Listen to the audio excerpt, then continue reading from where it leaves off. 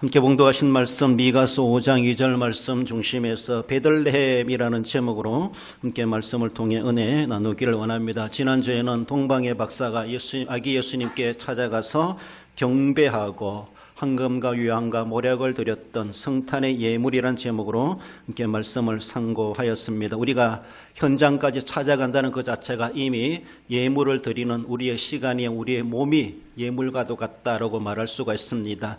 여러분들께서 지금 이 시간도 예배 시간을 기억하여 이곳까지 찾아왔다는 것 자체가 먼 길을 찾아갔던 동방의 박사들의 정성과 다를 바가 없는 주님께서 그렇게 한 가지로 인정하시고 받으시겠다라고 믿습니다. 뿐만 아니라 마음 다하여 또한 물질 다하여 정성 다하여 온 마음 다 예배드리는 그 모습이 동방의 박사들 못지않는 귀한 예물을 드리는 그런 하나님께서 기뻐하시는 연락하시는 그리고 또 하나님께서 하늘의 것으로 갚아주시는 그런 은혜가 있게 될 것이다 소망하게 됩니다. 오늘은 베들레헴은 하나의 지명이죠. 예수님이 태어나신 동네 이름을 베들레헴 그렇게 말씀하고 있습니다.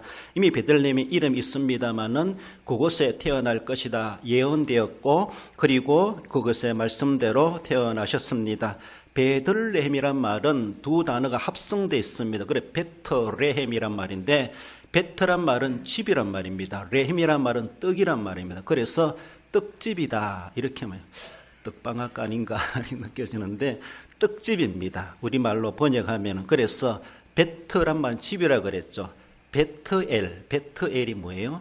베델 하나님의 집이다. 그래 엘은 하나님이죠. 베트란 말은 집 히브리 말로 집이란 말입니다. 그래서 베델 베트엘 하면은 하나님의 집. 그래서 야곱이 돌기둥을 세우고 여기는 하나님의 집이로다라고 하며 루스 땅을 베델 이렇게 정했죠. 베트엘이란 말입니다. 그것이. 근데 베트레헴이란 말은 떡집이다 이런 말입니다. 그렇습니다.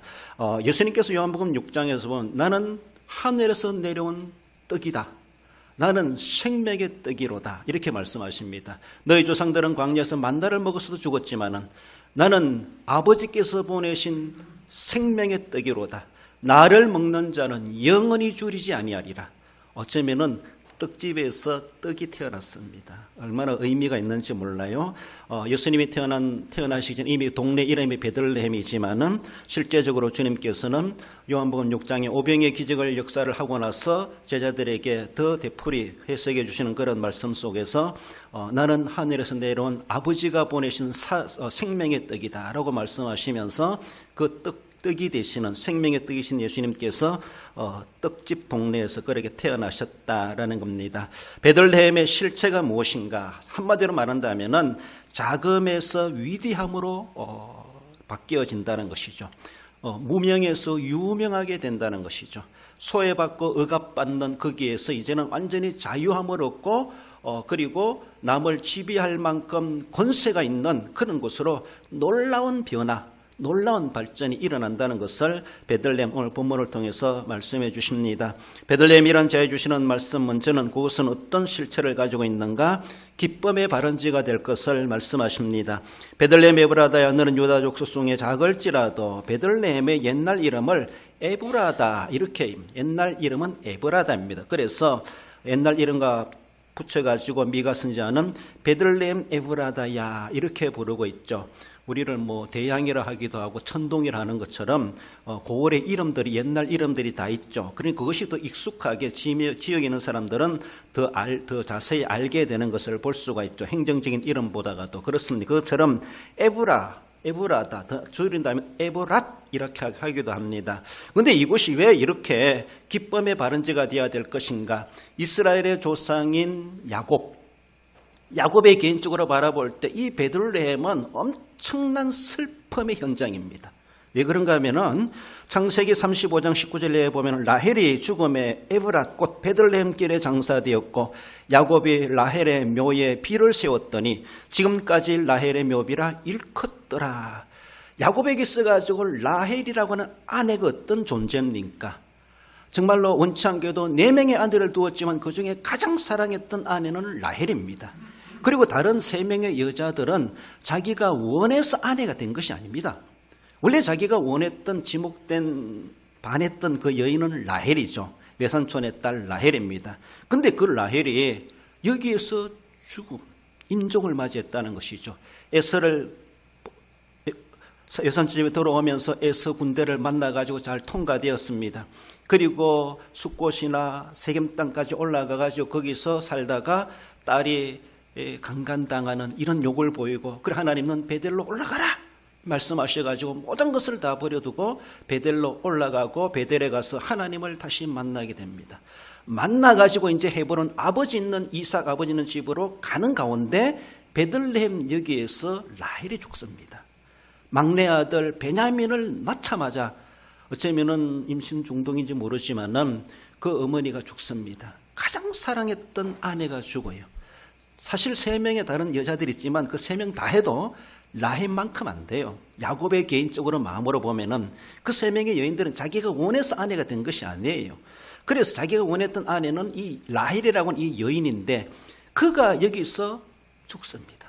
막내 아들 베냐민을 놓자마자 거기에 죽어서 헤브론까지 시신을 메고 올라갈 수 없었고, 아버지한테까지. 여기서 그를 길가에 장사 지낸 곳이 바로 베들레헴이다. 그 길가에 세워서 묘비까지 세워서, 그래서 야곱으로 바라본 엄청난 슬픔의 현장이고, 얼마나 그가 여기서 상처를 입은 것이겠는가, 앞으로 그가 누구를 바라보며 살아갈 수 있겠는가. 가장 사랑했던 아내가 막내 아들 12번째 아들을 놓고 거기서 죽고, 그래서 고향 땅 가기도 전에 베들레헴에서 그를 장사 지내만 했던 그 모습. 아버지 이삭이 아직도 살아있습니다. 자기가 사랑했던 아내를 얼굴도 보이지도 못하고 길가에서 그를 인정함으로 인해서 거기 묻어둘 수밖에 없는 이런 아픔을 가지고 있는 곳이 개인으로 야곱으로 바라보는, 이스라엘의 조상 야곱으로 바라보는 엄청난 슬픔의 현장이었습니다. 그래서 이런 현장 가운데 하나님께서는 그게 기쁨의 발원지로 세우셨다라는 것이 이제 우리가 살아가면서 인간이 받는 스트레스, 그 상처 중에서 가장 큰 상처가 배우자를 먼저 보내는 것이라는 것이죠. 물론 똑같이 죽을 수 없겠지만은 먼저 내 한평생 살다가 남편 아내를 먼저 보낸다고 하는 것은 우리가 100이란 수치를 이야기해 볼 때 적어도 92에서 98이 된다 이렇게 말해요. 수치로 보면 가장 사람들이 받는 스트레스 1순위가 배우자를 보낸다는 것, 이것이 최고의 스트레스 1순위다 그렇게 말합니다. 2순위는 뭐 이혼이다, 3순위는 옥살이다, 4순위는 가까운 친지의 죽음이다, 5순위는 개인의 건강 문제다 이렇게 말합니다. 1순위가 배우자를 보내는 것, 이것이 가장 스트레스라는 것이죠. 그런데 또 0순위가 있대요. 0순위 뭘까요?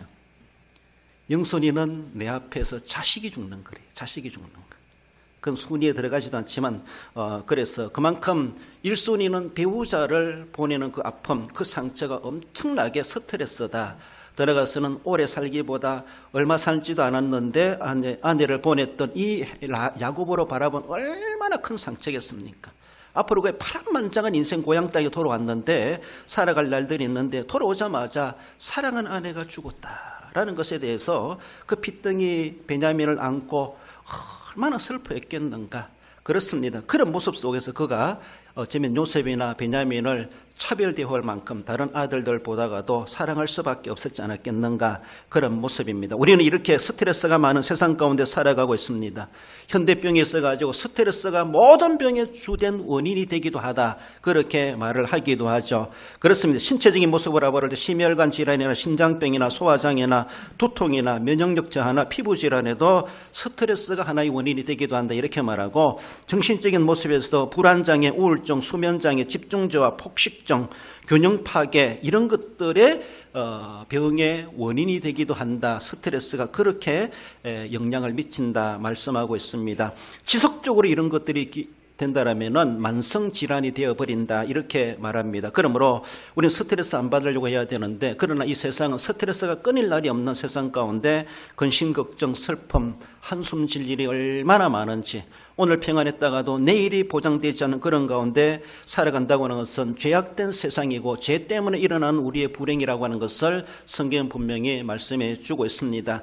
이런 불행스러운 이런 스트레스의 현장이라고 할 수 있는 이 이 베들레헴에 우리 하나님께서는 메시아를 보내신다라는 것을 이미 미가 선지자를 통해서 이미 약 600년 전에 예언케 하셨고 계시해 주셨고, 때가 참에 이제 하나님의 약속대로 메시아가 이 베들레헴을 통해서 아기 예수로 태어나게 하셨다라는 것입니다. 어쩌면은 우리 육체적이고 정신적이고 영적인 스트레스, 모든 질병의 근원인, 우리 모든 불행의 저주의 근원인 그것을 끊어버릴 자를 우리 하나님께서는 예수 그리스도를 이 땅에 보내심으로 말미암아 우리로 하여금 다시는 그 스트레스에 질병의 원인이 되지 않게 하고 저주의 근원을 끊으시기 위해서 우리 하나님께서 보내지 않으셨나, 그렇게 말씀해 볼 수가 있습니다. 천사도 그렇게 말하고 있죠. 누가복음 2장 10절에 천사가 이르되 무서워하지 말라.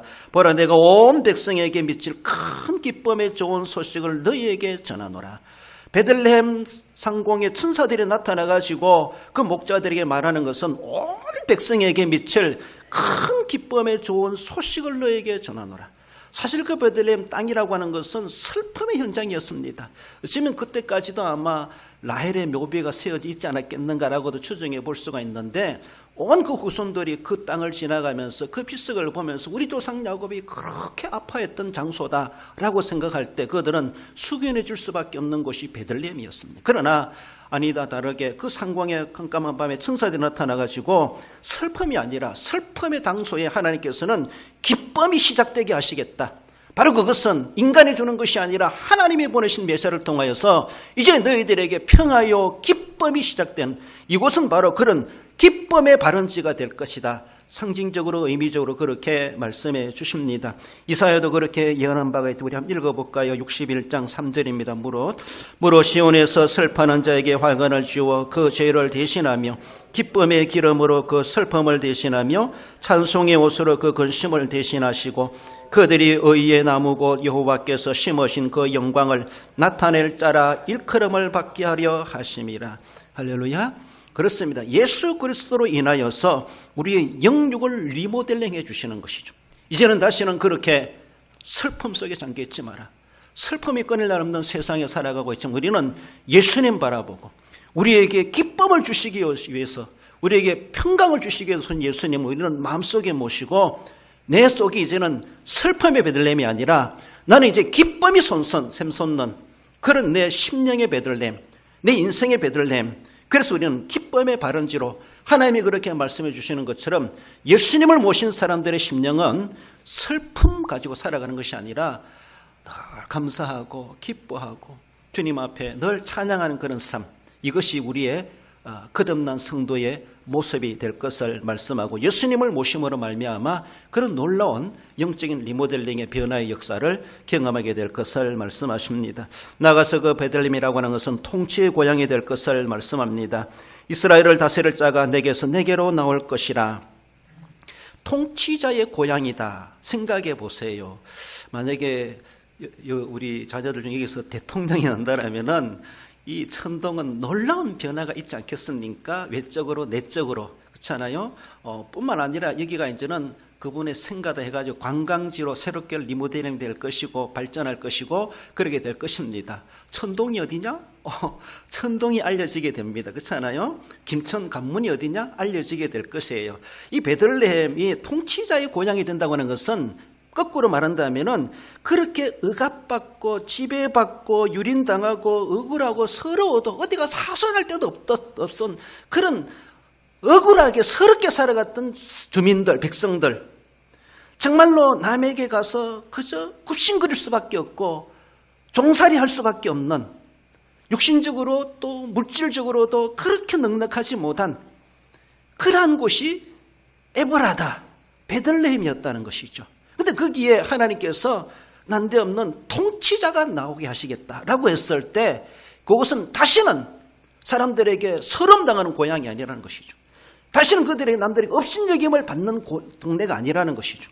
누가 감히 무시할 수 있는 그런 동네가 되는 것이 아니라는 것이죠. 무시 못한다는 것이죠. 그것이 어딘데? 옛날엔 그랬을지 모르지만은 이스라엘을 다스릴 자가 나올 것이라. 놀라운 하나님의 역사가 완전히 반전이 일어나죠. 그동안 천동을 무시했던 사람들이 겁을 먹는, 베들레헴을 무시하고 베들레헴을 손가락질하고 베들레헴 사람들을 업신여기고 베들레헴 와서 못된 짓을 했던 사람들이 이제는 막 벌벌 떨 수밖에 없는 그런 놀라운 역사, 권세적으로 바라볼 때 통치자가 탄생하는 고향이 되게 하시겠다. 그것이 되게 하시겠다. 이것입니다. 다스린다 이 말은 마샬이라는 히브리 단어를 사용하고 있습니다. 주권을 잡다, 지배권을 가지다, 주관한다 이런 말입니다. 이 단어가 사용되었던 것이 하나님 천지를 창조하셨을 때 넷째 날에 이 궁창에다가 해, 달, 별들을 만드시고 해는 낮을 주관하고 달과 별들은 밤을 주관하라 라고 하며 주관하라 이 말이 바로 다스린다 말입니다. 이 마샬 이런 말입니다. 우리가 낮에 태양이 없으면 낮이 될 수가 없죠. 그래서 밤하늘에 별이 있고 달이 있다고 하는 것이 밤하늘을 아름답게 우리에게 보여주고 있습니다.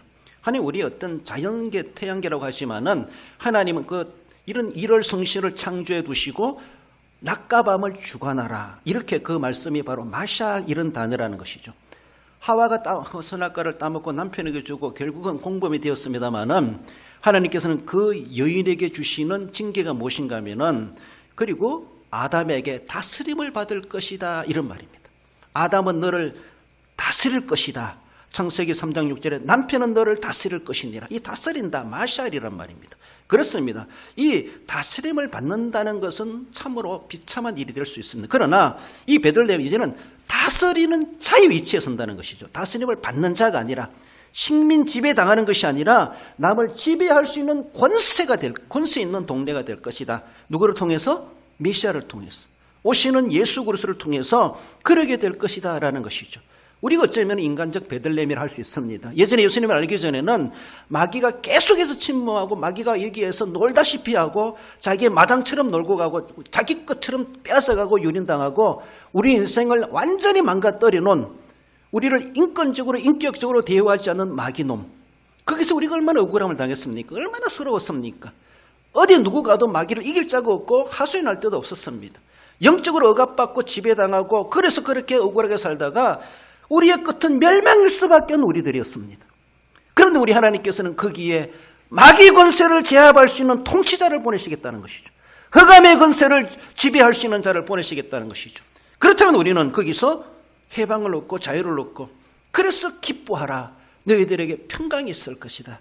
우리 하나님께서는 그 베들레헴에 이런 놀라운 계획을 옛날부터 계획하셨고 때가 참에 예수님을 태어나게 하심으로 실제적인 그렇게 역사하셨다.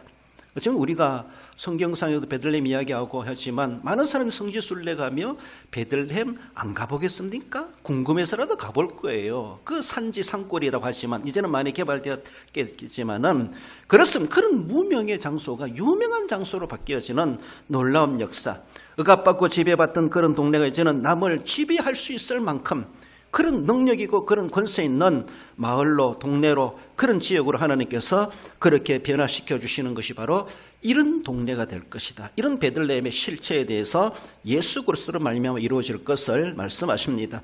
우리가 그렇게 억압받지만 그런 하나님께서 우리를 거기에서 자유케 하시고 우리로 하여금 이제는 남에게 업신여김을 당하지 아니하고 서름 당하지 아니하고 근심과 슬픔 속에 살아가지 않고 우리를 그것을 모든 것들을 초월하여서 도로 그런 것들을 부려먹을 수 있을 만큼 거룩한 권세를 우리에게 주시고자 우리에게 찾아와 오셨다라는 겁니다. 우리의 마음속을 베들레헴으로 삼고 내 속에 예수님을 모신다면은 사람들이 나 때문에 겁내는 것이 아니라 내 속에 있는 예수님 때문에 마귀가 겁낸다는 것이죠. 마귀가 감히 넘보지 못하고 왔다가도 일곱 길로 도망가 버린다는 것이죠. 어떤 것이랄지라도 예수님이 계시면 모든 것들이 형통하고 우리는 권세 있게 어시되며 거룩한 교마를 내세울 수도 있다라는 것을 볼 수가 있습니다. 이사야 9장 6절에서 그렇게 말씀합니다. 이는 한 아기가 우리에게 낳고 한 아들을 우리에게 주신 바 되었는데 그의 어깨에는 정사를 메었고 그의 이름은 기묘자라 모사라 전능하신 하나님이라 영존하시는 아버지라 평강의 왕이라 할 것임이라. 그 오시는 통치자가 죄송해요, 북한의 김일성, 김미, 김정일, 김정은 이런 통치자가 오면 큰일 납니다. 그렇지 않아요? 하나님이 그런 통치자를 보내시면은 안 보낸 것만 또 못하지. 근데 하나님께서 보내시는 그 통치자는 어떤 통치자입니까? 기묘자라 모사라 전능하신 하나님이라 영존하신 아버지라. 어떤 왕이라? 평강의 왕이라. 평강의 왕으로 보내시는 자기 배만 불리는 독재자의 통치자를 보내시는 것이 아니라 우리를 평화롭게 하시는 왕, 우리를 자유롭게 하시는 그 왕, 그분이 고향이 될 것이다 라고 하는 것을 말씀하시죠. 바로 예수 그리스도만이 우리를 죄의 권세에서, 마귀의 권세에서, 흑암의 권세에서 해방케 해주실, 마귀 권세를 억압하고 음부의 것을 억압하고 거기에 멸망해서 우리를 구원해 주시고 자유케 하시고 평강을 주실 분은 오직 예수 그리스도. 다른 길이 없고 다른 이름을 주신 바 된 일이 없고 오직 예수님만 믿음으로, 예수님만 내 마음속에 내 인생의 주인으로 모셨을 때 내 심령이, 내 인생의 베들레헴이 되고 우리는 남에게 업신여김을 당하지 아니하고 우리는 예수님의 이름으로 권세를 부리며 살아갈 수 있는 놀라운 은혜가 우리에게 입혀지게 될 것을 말씀하고 있습니다. 그러므로 다른 일이 없고 다른 이름이 없고 예수님을 우리는 마음속에 늘 모시고 무엇을 하든지 내 속에 나의 왕 되신 예수님이 계시는가, 내가 그의 통참을 받고 있는가, 통참을 받았을 때 그 결과는 평강이로다 말씀하십니다. 내가 뭔가 하려고 하면은 잘 되는 것 같고 뭔가 성공하는 것 같지만은 그것은 다 무너질 바벨 탑과도 같은 그런 끝이 될 수밖에 없습니다. 그렇습니다. 주님 없는 평강은 있을 수가 없습니다. 오직 하나님이 주시는 진정한 평강, 베들레헴, 내가 영적인 베들레헴이 되었을 때 그것은 예수님을 품고 있는 자가 영적인 베들레헴입니다. 거기에 진정한 평강의 왕으로서 우리 주님께서 다스려 주시고 우리로 평강을 누리게 하실 것이다. 그것을 우리에게 말씀하십니다. 우리 마음속에 늘 영적인 베들레헴이 되게 하시고 예수님을 모시고 주님이 주시는 그 평강으로 세상의 슬픔과 근심과 억울함이 있다 할지라도 극복하고 이겨내고 우리 주님께서 다 갚아주시고 해결해 주시는 영적인 보상의 은혜를 받아 누려 사는 우리 삶이 되어야 할 것입니다. 나가서 마지막으로 베들레헴은 임재의 현장이 될 것을 말씀하십니다. 그의 근본은 상고의 영원에 있느니라. 상고의 영원이란 상고가 영원하다는 겁니다. 그 옛날부터 하나님께서 이것을 이미 계획하고 계셨다는 것이죠. 어쩌면은 천지가 창조되기 전부터라도, 어쩌면은 에브라다, 베들레헴이라는 지명이 생겨나기 전부터 하나님의 구원의 계획 속에서 이미 그곳이 메시아를 보낼 현장이 될 것이다 라고 하는 것을 어쩌면은 지구가 만들기 전부터라도 하나님은 구원의 계획을 다 세우고 계셨다. 그 시간적인 모습을 바라볼 때 상고의 영혼이 있느니라. 이렇게 우리말로 표현하게 되는 것을 봅니다. 그렇습니다. 만물보다 선지하신 우리 하나님께서 이미 베들레헴을 정하셨습니다. 베들레헴 이름이 정해지기 전부터 하나님 이미 베들레헴을 계획하고 계셨고 하나님의 섭리와 계획대로 그 모든 것들이 지구 역사 시간 속에 이루어져 갔던 것을 볼 수가 있죠. 하나님이 계획하시고 하나님이 행하시고 하나님이 완성시키십니다. 그것이 바로 이렇게 그 한 가지가 예수님을 베들레헴에 태어나게 하시고 평강에 주시게 하시겠다. 이 모든 계획도 하나님이 하셨고 계획을 이루어 가실 뿐만 아니라 성취, 완성케 하시는 분도 사람이 오야 되는 것이 아니라 하나님이 친히 이루어 가시는 우리 하나님이시다라는 겁니다. 우리에게 찾아오신 예수님은 근본이 있으신 분이십니다. 그런 근본, 이런 근본 말할 수 있는데, 그러므로 우리에게 찾아오신 이 땅에 태어나신 아기 예수로 태어난 예수님, 베들레헴의 아기로 오신 예수님, 그분이 과연 어떤 분이신가? 우리가 함부로 그 이름을 부를 그런 분이 아닙니다. 근본이 있는 분이에요. 뿌리가 없는 사람이 아니에요. 근본이 있는 분이에요. 그 근본도 어떤 근본이냐? 김혜긴 씨, 달성서 씨 이런 것보다도 하늘에 뿌리를 두고 있는 그분이 오셨어요. 하늘 예자인가? 예수님은 하늘 예자. 아무튼 천국 예자. 그분이 오셨어요. 그분이 오신 그 근본이 어떤 근본인가? 세상의 혈통으로도 따질 수 없는 그런 근본, 아무리 정말로 대갓집이랄지라도 그런 근본보다도 상상할 수 없는 하늘의 근본을 가지신 우리 예수님. 함부로 말할 수 있는 그 이름이 아닙니다. 빌립보서 2장 6절에 그는 근본 하나님의 본체시나 하나님이라고 하는 근본을 가지고 계십니다.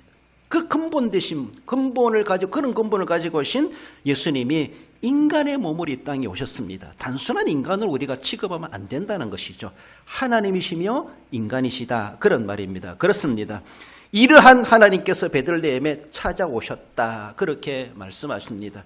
그래서 사무엘상 16장 1절에서도 보면은 여호와께서 사무엘에게 이르시되 너를 베들레헴 사람 이새에게 보내리니 이는 내가 그의 아들 중에서 한 왕을 보았느니라 하시니라. 다윗이 어린 시절이죠. 하나님께서는 이러한 베들레헴을 이미 계획해 놓으셨고 시간이 흘러가지고 이새라는 사람이 있었을 때 그 스라에 다윗이 태어난 것을 하나님은 아시죠. 그래서 그 자녀들 중에 내가 왕을 보았다. 그래서 사울이 왕이 있지만 그를 왕으로 세워라 라고 하며 사무엘 선지자를 보내십니다.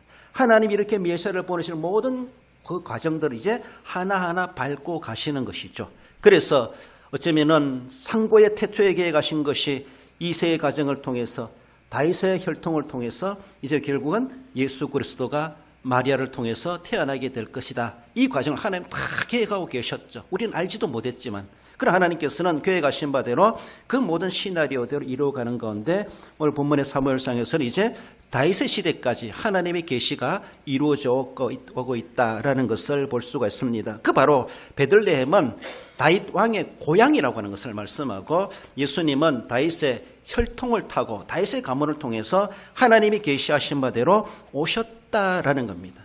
하나님이 계시하신 것은 정확하게 이루어지고 있다고 하는 것을 성경이 증명해 주는 말씀이다라는 것입니다. 여러분들, 예수님이 성천하신 장소가 어디입니까? 안 가보셨죠? 그래서 성경은 말하고 있잖아요. 예수님이 거기 성천하셨을 것이다 추정되는 것이 사도행전 1장에 제자들이 예수님을 떠나보내고 감람원에서 내려오니 거기는 예루살렘과 가까웠더라. 그리고 그들이 마가요네 다락방에 모여서 기도하기를 시작했다. 그래서 예수님이 성천하신 장소를 감람원, 감난산 그렇게 이야기합니다. 예수님이 성천하신 곳이 감난산이라면은 예수님이 재림하실 곳은 어딜까요? I don't know. 모르죠. 그 예수님이 초림하신 장소가 있어요. 초림의 장소는 어디입니까? 어렵습니까? 베틀레헴. 그렇습니다. 베들레헴이에요. 예수님의 성천의 장소가 감남원이라면은, 감난산이라면은 예수님의 초림의 장소는 베들레헴이에요. 그다음 예수님의 재림의 장소는 어딜까? 성경은 말하지 않습니다. 그날과 그것이 그 장소는 아무도 모르나니 백두산 꼭대기가 아니고 한라산 꼭대기가 아닙니다.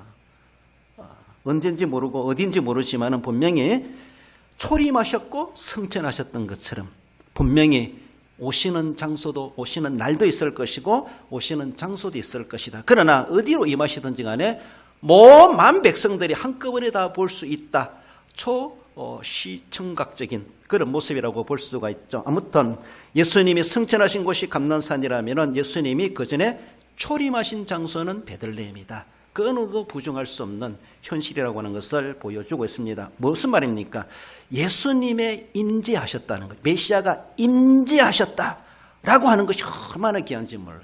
임재하셨다고 하는 그리스도가 머무셨다 이런 말이에요. 머무셨다.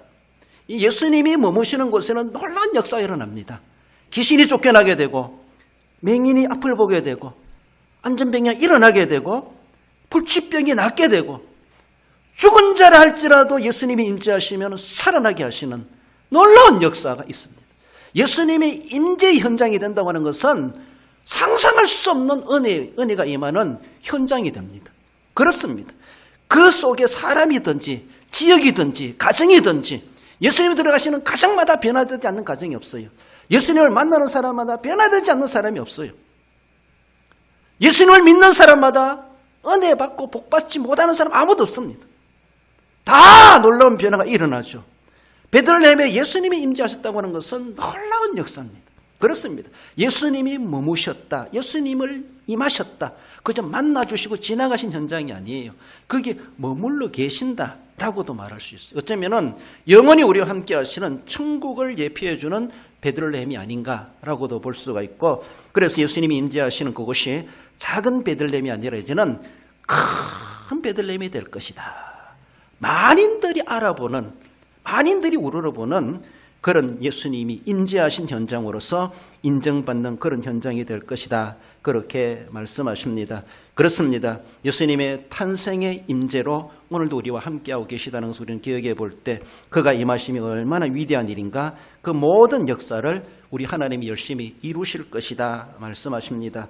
말씀을 읽고 맺읍시다. 이사야 9장 6, 7절을 함께 읽어봅시다. 그 정사와 평강의 더함이 무궁하며 또 다윗의 왕자와 그의 나라에 군림하여 그 나라를 굳게 세우고 지금 이후로 영원히 정의와 공의로 그것을 보존하실 것이라. 만군의 여호와의 열심히 이를 이루시리라. 할렐루야. 그렇습니다. 이 모든 일을 하나님이 계획하셨고 이루어 가시고 분명하게 완성케 하시는 만군의 여호와가 보장해 주신다라고 하는 것을 말씀하십니다. 말씀을 맺습니다. 사랑하는 우리 성도 여러분, 슬픔의 땅 베들레헴 이제는 기쁨의 발원지가 되게 될 것을 말씀하십니다. 예수님을 모심으로 우리는 이제는 얼굴 찡그리고 살아가지 말고 늘 기뻐하고 감사하고 미소 짓는 삶으로 은혜 받은 대로 진정한 영적 베들레헴의 본인으로서 본체로서 우리가 살아가야 할 것입니다. 작을지라도 다스릴 큰 자가 나올 것이다 말씀하시는 것처럼 우리는 예수님을 믿는 자로서 남에게 굽신거리고 뭔가 도움을 받으려 하기보다 남을 베풀어주고 남에게 도와주고 그들에게 뭔가 수동적인 삶이 아니라 능동적이고 적극적이고 그리고 끌려가는 자가 아니라 이끌어가는 자, 이런 작은 자가 아니라 큰 자가 되겠다. 영적인 큰 자가 되어야 되죠. 그런 모습 속에서 예수님을 믿는 것을 당당하게 믿고 자부심을 가지고 믿고 예수님을 자랑하고 나는 그런 분을 모시고 산다. 옛날엔 난 작은 자였지만 예수님으로 말미암아 예수님 때문에 나도 큰 자로 인정되고 있다. 이런 거룩한 자부심을 가지고 교만하지 않는 가운데 우리는 그런 마음 가지고 당당하게 신앙생활을 해가야 할 것입니다. 그리스도의 계시의 초림 현장이라는 것을 생각할 때 초림하셨듯이 분명히 재림하시는 예수님을 우리는 기억해 보며 내 심령이 예수님이 재림하시는 현장이 되기를 소망한다. 재림 신앙을 가지고 우리는 분명하게 자부심을 가지고 섬겨가야 할 것입니다. 구원의 역사가 일어나는 임재의 현장이라는 것을 기억하며 그 베들레헴 감히 남이 함부로 업신여기지 못하는 주님이 계심으로 모든 기적의 역사가 일어났던 것처럼 우리 하나님께서 내 마음속에 임하셔서 내가 베들레헴이 되어서 주님이 임재하시고 주님을 모시고 살아가는 성도로서 그래서 늘 감격하며 그 은혜의 기적을 체험하며 승리하며 살아가시는 우리 모든 성도 여러분들 되시기를 주님의 이름으로 축원드립니다.